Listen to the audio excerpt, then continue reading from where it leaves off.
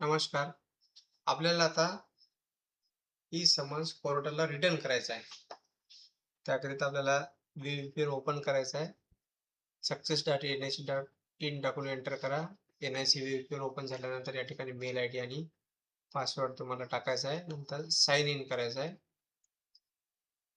त्यानंतर ओ-टी-पी असेल तर ओ-टी-पी किंवा मग टोकनवर क्लिक करून या ठिकाणी टोकन घ्या आणि साइन इन करा. नंतर आपला ICGS ई समन्स या पोर्टलवर क्लिक करा. पोर्टल ओपन झाल्यानंतर लॉग इन विथ जन परिचय याच्यावर तुम्हाला क्लिक करायचं आहे. मेरी पहिचानमधील तुम्ही युजर नेम, मोबाईल किंवा ऑथर टाकू शकता. आपण जनरली मोबाईल टाकतो. त्या ठिकाणी आपला रजिस्टर्ड मोबाईल नंबर इन्सर्ट करायचा आहे. पासवर्ड असेल तर पासवर्ड किंवा पासवर्ड लेस करा. काय असेल तर मेरी पहिचानवर क्लिक करा आणि साइन इन करा. त्यानंतर इथं ओ-टी-पी ऑन मोबाईलवर क्लिक करा. इथं नेक्स्ट करा. या ठिकाणी आपल्याकडं आलेला जो ओ-टी-पी आहे ते ओ-टी-पी या ठिकाणी तुम्हाला इन्सर्ट करायचा आहे.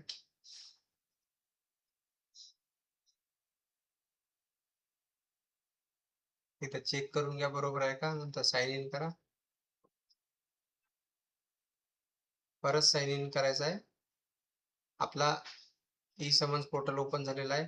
आता आपण होमवर क्लिक करू.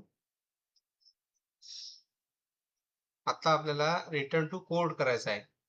परंतु ते समन्स आपल्याला पेंडिंग फॉर अलोकेशन मध्ये असणं आवश्यक आहे. तरच तो आपल्याला कोर्टाला रिटर्न करता येते, नाहीतर करता येणार नाही. त्या ठिकाणी नसेल तर तुम्हाला डी-अलोकेशन करून त्याला परत इथं आणावं लागणार आहे त्या समन्सला आणि इथून मग रिटर्न टू कोड करावं लागणार आहे. पेंडिंग फॉर अलोकेशन मधीलच समन्स आपल्याला कोर्टाला परत करता येणार आहे. तर बघू आपण. रिटर्न टू कोर्टवर क्लिक केलेलं आहे. त्यानंतर बघा पब्लिश प्रोसेसेस यावर क्लिक करायचं आहे.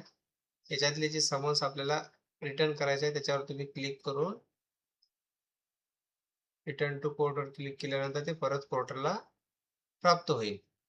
तर ही एवढी प्रोसेस आहे. जर तुमच्याकडं अलोकेशन म्हणजे पेंडिंग फॉर अलोकेशनमध्ये जर समन्स नसेल तर आपण याआधी जसं तुम्हाला सांगितलं आहे डी-अलोकेशन करून त्याला परत आणायचं. म्हणजे तुम्ही एकदा जर अलोकेशन केलं तर त्याला डी-अलोकेशन करायचं किंवा तुमच्याकडे आधीपासूनच जर ते अलोकेशन फॉर पेंडिंगमध्ये असेल तर साहजिक आहे जी प्रोसेस आहे तेच करायची आहे. आता हे तुम्हाला मी दाखवत आहे डी-अलोकेशन कसं करायचं. आता हा एक समन्स आहे. याच्यावर क्लिक केला मी, तो समन्स खाली ओपन झालेला आहे. ठीक आहे. किंवा इथून मी सर्च करता येतो समन्स. सर्च केल्यावर तो आला. त्याच्यावर मग आता तारीख गेलेली आहे. समजा आपल्याला जे पोर्टलला परत करायची आहे, तारीख गेल्यामुळे परत करायची आहे. ते समज आपण सर्च केलेला आहे. या ठिकाणी तो समज आपल्याला मिळालेला आहे. ठीक आहे. असं एकापेक्षा जास्त पण समज आपण ॲट अ टाईम करू शकतो. त्या बॉक्सवर क्लिक केलं आणि डी-अलोकेशन केलं. जे आपलं रेग्युलर रिझन आहे ते रिझन टाकायचं आहे.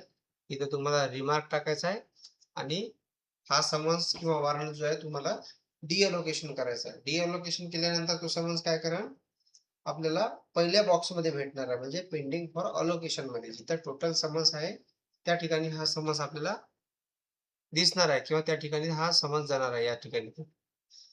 आता बघा त्या सदर अंमलदाराच्या आयडी मधून तो पहिल्या बॉक्समध्ये गेलेला आहे पेंडिंग फॉर अलोकेशन मध्ये. आता आपण त्याला रिटर्न टू कोर्ट करू शकतो. ठीक आहे. आता रिटर्न टू कोर्ट वर क्लिक केलं. बघू आपल्याला काही अडचण येते का. नंतर पब्लिशेस प्रोसेस मध्ये वर क्लिक करायचं आहे. आता हे जिल्ह्याची आयडी आहे म्हणून सर्व दाखवत आहे याच्यात. तर तुमच्या पोलीस स्टेशनची असणार तर तुम्हाला तेवढं दाखवणार नाही. तुमच्या पोलीस स्टेशनचेच समन्स वॉरंट दाखवणार. ठीक आहे. हे पोलीस स्टेशन ओपन झालेलं आहे. याच्यापैकी आपल्याला जे पोर्टलला रिटर्न करायचं आहे त्या समन्स किंवा वॉरंटवर तुम्हाला क्लिक करायचं आहे. त्या प्रत्येक हेरिंगची जी डेट आहे किंवा तुम्हाला जे पब्लिश झालेले आहे त्या सर्व डेटच्या खाली एक ॲरो असते. तुम्ही त्याच्यावर जर क्लिक केलं ना तर ते असेंडिंग डिसेंडिंग लागून जातं. प्रत्येक समन्स असेल किंवा वॉरंट असेल तुम्ही तसं करू शकता. त्याच्यावर क्लिक केलं आणि रिटर्न कोड इथं 62 आहे ना. आता बघा त्याच्यावर क्लिक करतो मी.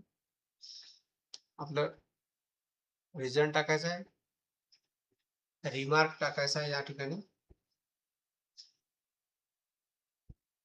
तारीख गेल्यामुळं तारीख वाढवून मिळण्यास विनंती किंवा तुम्ही इतर कोणतं रिझन जर तुमच्याकडे असेल तर ते तुम्ही रिझन टाकू शकता. जे जेन्युइन रिझन आहे ते टाकायचं आहे तुम्हाला.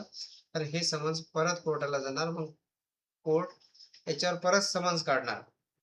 जर काही प्रॉब्लेमॅटिक असेल तर ते मग आपल्या वरिष्ठांना सुद्धा सूचना देऊ शकतात, की असे-असे समन्स परत करत आहेत म्हणून. जेन्युइन जे तुमचं रिझन असेल ते रिझन टाकण्याचा प्रयत्न करायचा या ठिकाणी आणि तारीख गेल्यानंतर लगेच ते कोर्टाला परत करायचं आहे. एकदा तारीख जाऊन 15 दिवस झाले तर ते परत होणार नाही. ठीक आहे. इथे 63 झालेली आहे ही प्रोसेस आहे. थँक तारीख गेल्यानंतर किंवा एक्सपायर झाल्यानंतर 15 दिवसाच्या आत कोर्टाला परत करा. थँक नाहीतर नंतर ते तुमच्याकडे पेंडिंगच राहणार. धन्यवाद.